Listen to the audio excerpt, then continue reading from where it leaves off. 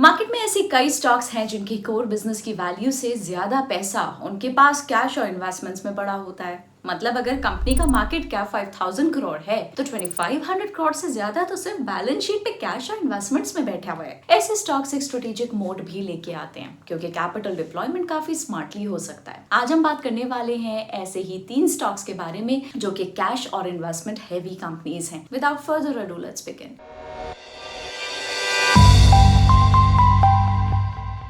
हमारी पहली कंपनी है Sunflag iron and steel. Sunflag iron and steel 1984 में इनकॉर्पोरेट हुई थी और ये सनफ्लैग ग्रुप का पार्ट है। 1989 से कंपनी ने ऑपरेशन स्टार्ट किया as a spring steel producer, लेकिन आज के टाइम पे ये कार्बन एलॉय और मिड स्टील के रोल्ड प्रोडक्ट्स, बिलेट्स, इंगॉट्स और ब्राइट बार्स बनाती है। ये प्रोडक्ट्स यूज होते हैं मेजरली ऑटोमोटिव सेक्टर में, जैसे कि transmission care, shafts, bearings, exhaust systems etcetera. Clients में आते हैं Indian railways, ordnance factories and big OEMs जैसे कि TVS, Maruti Suzuki, Ford and more. In fact top 10 customers का कंट्रीब्यूशन 25 से 30% तक है। कंपनी का production capacity of 7.5 lakh TPA तक जाता है with its modern integrated plant in Maharashtra. Financial performance, चलिए अब इसके बारे में भी बात कर लेते हैं। सनफ्लैग आयरन का करंट मार्केट कैप है 5207 करोड़, लेकिन ये कंपनी लॉयड्स मेटल्स में 11.5% का स्टेक होल्ड करती है, जिसका करंट मार्केट कैप है 79,269 करोड़। इसका मतलब सनफ्लैग के इन्वेस्टमेंट्स की current market value approximately 8,690 crore rupees तक पहुंच चुकी है, जो उसके खुद के मार्केट कैप से भी 1.66 टाइम्स ज्यादा है। फाइनेंशियल ईयर 25 की बैलेंस शीट के हिसाब से इन्वेस्टमेंट्स और कैश इक्विवेलेंट्स मिला के पूरी बैलेंस शीट का लगभग 71% हिस्सा बनाते हैं ये। चलिए इसको पहले डिस्कस करते हैं और लॉयड्स मेटल्स को थोड़ा समझते हैं। ये company sponge iron, power generation और माइनिंग में काम करती है और अपना कोल कैप्टिव माइन से प्रोक्योर करती है। लास्ट 3 इयर्स का CAGR sales growth 113%, profit growth 114% और ROE 46% रहा है, which is huge, massive. Financial year 26 में कंपनी लगभग 6000 करोड़ के कैपेक्स का प्लान कर रही है, मोस्टली इंटरनल अक्रूवल्स से, जो फाइनेंशियल ईयर 25 के 6721 करोड़ रेवेन्यू के अंडर ही है। साथ ही इनकी कंपनी एक्विजिशन कॉल्ड त्रिवेणी अर्थ मूवर्स के इंटीग्रेशन पे काम शुरू है, जो एक मैसिव पोटेंशियल अनलॉक कर सकता है। प्लस मॉनसून इम्पैक्ट लिमिटेड रहने की उम्मीद है, जो इवैक्यूएशन के लिए पाइपलाइन सपोर्ट करेगा। ये रहा इनके फ्यूचर प्लान्स का एक snapshot. Now coming back to Sunflag. Financial year 25 में रेवेन्यू था 3,536 crore, just 3.5% growth year on year. Financial year 24 में ब्लास्ट फर्नेस रीलाइटिंग के कारण वॉल्यूम्स पे इम्पैक्ट पड़ा था और उसका इफेक्ट फाइनेंशियल ईयर 25 तक चला आया। इसकी वजह से टॉप लाइन ग्रोथ सबड्यूट रही। यही ग्रोथ ऑपरेटिंग प्रॉफिट में भी एग्जैक्ट रिफ्लेक्ट हुई, which by 3.73% to approximately 389 crore. Majorly क्योंकि ऑपरेटिंग एक्सपेंसेस भी 3.5% बढ़े तो ऑपरेटिंग प्रॉफिट भी वही रेट रहा, बट नेट प्रॉफिट 12.5% से जंप हुआ to 162 crore rupees thanks to increased other income and 7% drop in interest cost. With no major visible potential future plans, company अब ऑटोमोबाइल डिपेंडेंसी से निकल के एरोस्पेस, डिफेंस, न्यूक्लियर और थर्मल एनर्जी जैसे sectors में भी घुसने का प्लान कर रही है। जैसे कि सनफ्लैग ने सनश्योर एनर्जी के साथ 25 साल का पावर परचेज अग्रीमेंट साइन किया है फॉर 11 मेगावाट कैपेसिटी। इस डील के अंडर कंपनी सनश्योर एनर्जी में 26% स्टेक भी ली है। अब अगर बैलेंस शीट पे नजर डालें, सनफ्लैग ने लॉयड्स में जो इन्वेस्टमेंट किया वो लास्ट ईयर से 4.5x बढ़ गया। प्लस कंपनी का net cash position financial year 24 के 182 CR से गिर के फाइनेंशियल ईयर 25 में 93 CR हो गया, क्योंकि CFO में 23% डिक्लाइन था due to increase working capital, specially 3x increase in inventories. साथ ही कैश कन्वर्जन साइकिल भी स्ट्रेच हुआ, लोअर डेज पेबल और हायर इन्वेंटरी डेज के कारण। ओवरऑल कंपनी के ट्रेंड्स एक नेगेटिव परफॉर्मेंस डिस्प्ले कर रहे हैं और साथ में आते हैं कुछ रिस्क। कंपनी के major raw materials, ferro alloys, coking coal etcetera import होते हैं, तो फॉरेक्स फ्लक्चुएशन और कमोडिटी प्राइस शॉक से मार्जिन प्रेशर आ सकता है। Plus operating cycle already 3 months तक लंबी हुई है और high value super alloy products का ऑर्डर से ये और बढ़ने का रिस्क है due to longer inventory holding cycles. अब दूसरी कंपनी है मेथन एलॉय। मेथन एलॉयज एक लीडिंग फेरो एलॉय मैन्युफैक्चरर है जो 3 बल्क फेरो एलॉयज बनाती है, ferro manganese, silico manganese and ferro silicon. ये एलॉयज मेजरली स्टील बनाने में यूज होते हैं, स्ट्रेंथ, ड्यूरेबिलिटी और एंटी कोरोजन प्रॉपर्टीज बढ़ाने के लिए। कंपनी के पास 3.3 लाख एमटी की इंस्टॉल्ड कैपेसिटी है और क्लाइंट्स में सेल, टाटा स्टील, जेएसडब्ल्यू जैसे बड़े नाम हैं। रिपीट क्लाइंट 75% है। कंपनी सिर्फ फेरो एलॉय मैन्युफैक्चरिंग तक लिमिटेड नहीं है, ये विंड पावर जनरेशन और कैप्टिव पावर प्लांट ऑपरेशंस में भी एक्टिव है और मैंगनीज बेस्ड फेरो एलॉयज के केस में ये इंडिया के लार्जेस्ट डोमेस्टिक प्रोड्यूसर्स में से एक है। Now jumping to financials. सबसे पहले कंपनी का करंट मार्केट कैप है 3,559 करोड़, बट फाइनेंशियल ईयर 25 के हिसाब से मेथन एलॉयज के पास 3,056 सीआर के इन्वेस्टमेंट्स और 59 सीआर के कैश इक्विवेलेंट्स हैं, जो मिला के मार्केट कैप का लगभग 87% हिस्सा बनाते हैं। पहले बात करते हैं कंपनी के इन्वेस्टमेंट्स की। पहले जहां टोटल इन्वेस्टमेंट्स 1,788 सीआर के आसपास थे, फाइनेंशियल ईयर 25 में ये काफी अग्रेसिव हो गए। मार्च 25 तक नॉन करंट इन्वेस्टमेंट्स की वैल्यू 59 सीआर से 18x बढ़कर 1000 सीआर हो गई। इनमें आ गए कोटेड शेयर्स जैसे कि NSC and more, plus current investments भी फाइनेंशियल ईयर 24 के 1700 सीआर से फाइनेंशियल ईयर 25 में 1980 सीआर तक बढ़े across multiple sectors. Financial year 25 में कंपनी ने मल्टीपल लिस्टेड कंपनीज जैसे कि एनएससी, पावर फाइनेंस कॉर्प और अदर्स में स्टेक लिया, जिन सब की प्रेजेंट वैल्यू लगभग 1205 सीआर तक पहुंच गई है और इन सब डिटेल्स का ब्रेकअप डिस्क्रिप्शन में दिया हुआ है, डॉक्यूमेंट के अंदर आप देख लीजिएगा। टोटल इन्वेस्टमेंट्स अब कंपनी के बैलेंस शीट का 62% ऑक्यूपाई करते हैं। साथ ही रही list of current investments in companies as of financial year 24। अब कंपनी के फाइनेंशियल्स पे आते हैं। सेल्स में फाइनेंशियल ईयर 25 में सिर्फ 4.6% का अपटिक आया, but still the revenue is not at power with even financial year 23। But ये क्यों? लार्जली क्योंकि पिछले साल एलॉय प्राइसेस गिर गए थे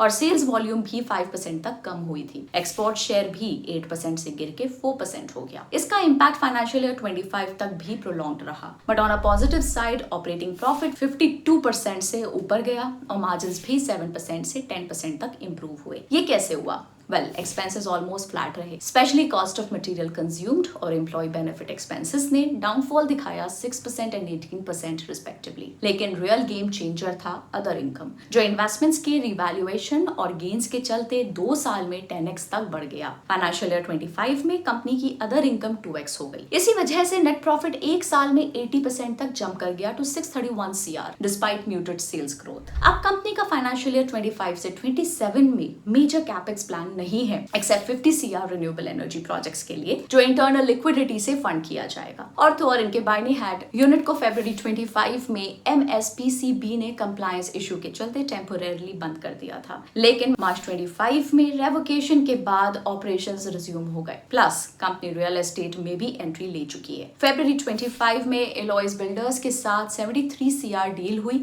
एंड मई 25 में agri and real estate subsidiary approve plus 356 CR inter company loan is also sanction for ventures. एक पॉजिटिव बात यह है कि कंपनी के पास काफी हेवी इन्वेस्टमेंट्स हैं। Fund based working capital limit का यूटिलाइजेशन सिर्फ लगभग 28% था as of 12 month ended October 24। इसका मतलब ये हुआ कि अगर कंपनी फ्यूचर में कैपेक्स या एक्सपेंशन प्लान करे तो उसके पास सफिशिएंट हेडरूम अवेलेबल है। अगर बैलेंस शीट की बात करें तो फाइनेंशियल ईयर 25 में शॉर्ट टर्म बोरोइंग्स 40 टाइम्स बड़ा दिखा और इन्वेंट्री लेवल्स में भी 3x का जंप देखने को मिला। इसका रीजन हो सकता है सब्सिडरीज जैसे कि एलॉयज बिल्डर्स और मेथन फेरस का कंसोलिडेशन, जिसके चलते 588 सीआर का stand alone inventory amount jump करके 1085 सीआर कंसोलिडेटेड लेवल तक पहुंच गया। But talking about borrowings, company का इंटरेस्ट कवरेज रेशियो 40x का मतलब है कि कंपनी अपने इंटरेस्ट पेमेंट्स को 40 टाइम्स कवर कर सकती है अपने ईबीआईटी से, जबकि इंडस्ट्री एवरेज सिर्फ 20x की है। कैश फ्लो की अगर बात करें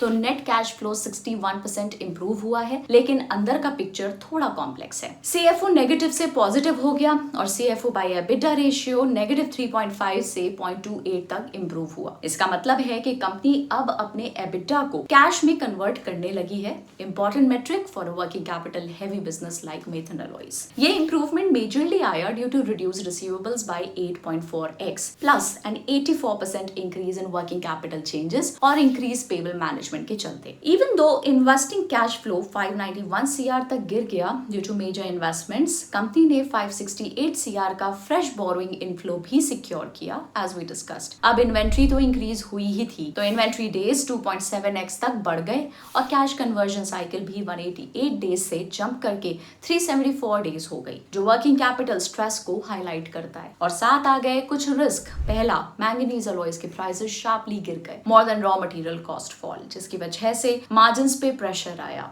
पावर कॉस्ट पर टन भी बढ़ गया due to tariff revisions and fuel and power purchase cost adjustments claims. ये ट्रेंड आगे भी सबड्यूड रहने की संभावना है। साथ ही वर्किंग कैपिटल साइकिल भी लगातार स्ट्रेच हो रही है एज वी डिस्कस, जो ओवरऑल फाइनेंशियल प्रेशर को बढ़ा सकता है। And our next and final company is oil India. Oil India limited एक इंटीग्रेटेड एनर्जी पीएसयू है जो क्रूड ऑयल और नेचुरल गैस के एक्सप्लोरेशन, डेवलपमेंट और प्रोडक्शन में काम करती है। साथ ही LPG production, oil and gas transportation और रिन्यूएबल एनर्जी जनरेशन भी कंपनी के कोर ऑपरेशंस में शामिल हैं। 2023 में कंपनी को महारत्न का स्टेटस भी मिला और कंसोलिडेटेड लेवल पे नुमालीगढ़ रिफाइनरी सब्सिडरी 25,147 सीआर का डाउनस्ट्रीम रेवेन्यू कंट्रीब्यूट करती है, रफली 54% of the total. Then company का मेजर रेवेन्यू आता है क्रूड ऑयल से 15,740 सीआर, यानी कि लगभग 33%। नेचुरल गैस से 5,514 सीआर का रेवेन्यू जनरेट होता है, अराउंड 11%, अगेन डोमेस्टिक सोर्सेज से। पाइपलाइन सेगमेंट 572 सीआर कंट्रीब्यूट करता है, विच इज 1.3%, जैसे यहाँ क्रूड ऑयल ट्रांसपोर्ट होता है via one of Asia's oldest automated networks. बाकी 290 सीआर और 0.6% आता है एलपीजी और रिन्यूएबल एनर्जी से। ऑयल इंडिया का पाइपलाइन नेटवर्क 1200 किलोमीटर से ज्यादा का है, जो एशिया के सबसे पुराने और रिलायबल पाइपलाइंस में गिना जाता है। इनके इंटरनेशनल एसेट्स भी काफी डाइवर्सिफाइड हैं, presence in 7 countries including Russia, Mozambique and more. अगर फाइनेंशियल्स की बात करें तो ऑयल इंडिया का करंट मार्केट कैप है 71,668 सीआर और कंपनी के कैश और इन्वेस्टमेंट्स मिला के 38,810 सीआर के आसपास है, यानी कि लगभग 55% of its market capitalization. Oil India ने काफी स्ट्रेटेजिक इन्वेस्टमेंट्स किए हैं। सबसे मेजर है आईओसीएल में लगभग 5.16% स्टेक, जिसकी वैल्यू बन जाती है अराउंड 10,343 सीआर, क्योंकि आईओसीएल का मार्केट कैप है 2,04,51 सीआर। इसके अलावा कंपनी के जॉइंट वेंचर्स और associates which is valued under equity method, जिसका वैल्यू भी 20,236 सीआर है। अब आईओसीएल की परफॉर्मेंस की बात करें तो कंपनी का 5 ईयर सेल सीएजीआर मॉडेस्ट है, सिर्फ लगभग 9%, पर फाइनेंशियल ईयर 25 में रिकॉर्ड 100.29 एमएमटी सेल्स वॉल्यूम और 100.5 MMT pipeline through out report हुआ। पहली बार 100 एमएमटी का लेवल क्रॉस किया गया। साथ ही प्रॉफिट साइड पे परफॉर्मेंस में भी 5 ईयर प्रॉफिट सीएजीआर लगभग 23% तक रहा। अब आगे फोकस करते हुए कंपनी का प्लान है रिफाइनिंग कैपेसिटी को 80.8 MMTPA से बढ़ाकर 98 MMTPA तक ले जाना बाय फाइनेंशियल ईयर 27, और इस एक्सपेंशन के साथ मार्केटिंग और पाइपलाइन इंफ्रा में भी इन्वेस्टमेंट इंक्रीज होगा। फाइनेंशियल ईयर 26 के लिए कैपेक्स गाइडेंस 33,494 करोड़ का दिया गया है, जहां फोकस शिफ्ट होने वाला है पेट्रोकेमिकल्स और ऑल्टरनेट एनर्जी की तरफ, जैसे जैसे कन्वेंशनल प्रोजेक्ट्स मैच्योर हो रहे हैं। अब आते हैं ऑयल इंडिया पे वापस। फाइनेंशियल ईयर 25 में सेल्स ऑलमोस्ट स्टैग्नेंट रही एट 36,163 सीआर, और ये ग्रोथ लार्जली लिमिटेड रही due to lower realisations and muted volume growth. But कैचेस ऑपरेटिंग प्रॉफिट में 10.77% की गिरावट देखी गई, क्योंकि ऑपरेटिंग एक्सपेंसेस 5% से बढ़ाकर ऑलमोस्ट 25,000 सीआर हो गए हैं as compare to a stagnant revenue growth, जिसकी वजह से ओपीएम भी 34% से घटकर 31% तक आ गया। लेकिन ट्विस्ट ये था कि अदर इनकम में बड़ा रिवर्सल हुआ। पिछले साल 566 सीआर का लॉस था, इस साल वो 1666 सीआर का प्रॉफिट बना। इसका डायरेक्ट इम्पैक्ट बॉटम लाइन पर पड़ा और नेट प्रॉफिट में 0.86% का मार्जिनल जंप देखने को मिला। अब इंडिया के ऑयल एंड गैस डिमांड को देखते हुए डोमेस्टिक प्रोडक्शन को करंट ईयर 40 तक 90 MT of oil and 11 MT of gas तक ले जाना जरूरी होगा। इस डिमांड को मीट करने के लिए ऑयल इंडिया फाइनेंशियल ईयर 26 में 15,000 से 16,000 सीआर का कैपेक्स इंकर करेगा, जिनमें से 9,133 CR Numaligarh refinery limited NRL के लिए होगा, 5,648 करोड़ एक्सपेंशन के लिए और 2,300 सीआर पेटकेम वर्टिकल के लिए। फंडिंग की बात करें तो डोमेस्टिक कैपेक्स इंटरनल अक्रूवल से फंड होगा, बस कुछ इंटरनेशनल डॉलर डिनोमिनेटेड प्रोजेक्ट्स जैसे कि मोजाम्बिक और रशिया के लिए एक्सटर्नल फंडिंग की जरूरत होगी। Another good news is Mozambique LNG project, जिसमें ऑयल इंडिया का 10% स्टेक है। जुलाई 25 से दोबारा रिस्टार्ट होने की एक्सपेक्टेशन है। अब रोड ड्राइवर्स की बात करें तो NRL की कैपेसिटी 3 MMT से 9 MMT तक एक्सपैंड हो रही है और ये दिसंबर 25 तक कमीशन होने का टारगेट है। साथ ही DNPL गैस पाइपलाइन की कैपेसिटी भी अक्टूबर 25 तक 1.5 MMSCMD तक बढ़ाई जा रही है, जो नियर टर्म प्रोडक्शन वॉल्यूम्स को सपोर्ट करेगा। कंपनी का लॉन्ग टर्म टारगेट है 2030 तक एनुअल प्रोडक्शन को 10 से 12 MMTOE तक ले जाना, जो करेंटली 8.8 MMTOE के आसपास है। इस गोल को अचीव करने के लिए company new drilling activities, redevelopment of mature fields और लेटेस्ट टेक्नोलॉजीज इंप्लीमेंट कर रही है, जो एक्सप्लोरेशन लेड ग्रोथ को आगे ड्राइव करेगा। साथ ही फाइनेंशियल ईयर 25 में कंपनी कैश पॉजिटिव भी हो गई, 301 CR का पॉजिटिव नेट कैश फ्लो, जो आया हायर CFO से thanks to increase payables and 62% improved working capital changes. Plus CFF यानी कि कैश फ्लो फ्रॉम फाइनेंसिंग में भी 51% का बूस्ट मिला ड्यू टू बोरोइंग्स प्रोसीड्स। और जैसे हमने पहले डिस्कस किया, इंक्रीज पेबल से डेज पेबल बढ़ा के वजह से कैश कन्वर्जन साइकिल इंप्रूव हुई, जो 192 डेज से घटकर 170 डेज पे आ गई, indicating better liquidity and working capital efficiency. But here are certain risk. Financial year 25 में रिजर्व रिप्लेसमेंट रेशियो गिरकर 0.97x से 0.94x हो गया, यानी कि जितना हाइड्रोकार्बन प्रोड्यूस किया गया उसके कंपैरिजन में नए रिजर्व स्लाइटली कम ऐड हुए। यूजुअली अ रेशियो ऑफ 100% और 1 and more is generally considered ideal. साथ ही नए गैस वेल्स का प्रीमियम रियलाइजेशन अब गवर्नमेंट के एलोकेशन प्रोसेस और city gas distribution ramp up पर डिपेंडेंट है। मतलब एक्चुअल रेवेन्यू अपलिफ्ट तभी मिलेगा जब एलोकेशन और इंफ्रास्ट्रक्चर एक्सपेंशन अलाइंड होगा। ध्यान दें कि मार्केट करेक्शन से इनकी इन्वेस्टमेंट्स की वैल्यू गिर सकती है, जो डायरेक्टली उनके अदर इनकम और नेट प्रॉफिट पे प्रेशर डाल सकती है। तो ये थे 3 cash and investment rich companies जिनके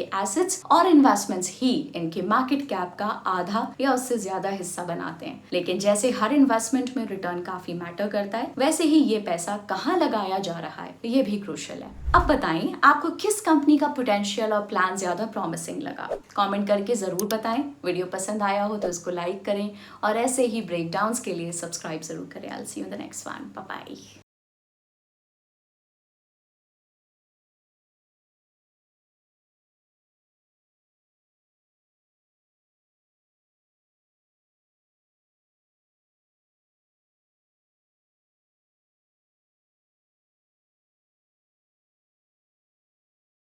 Investment in securities market are subject to market risks. Read all the related documents carefully before investing. Please read the risk disclosure documents carefully before investing in equity shares, derivatives, mutual fund, and or other instruments traded on the stock exchanges.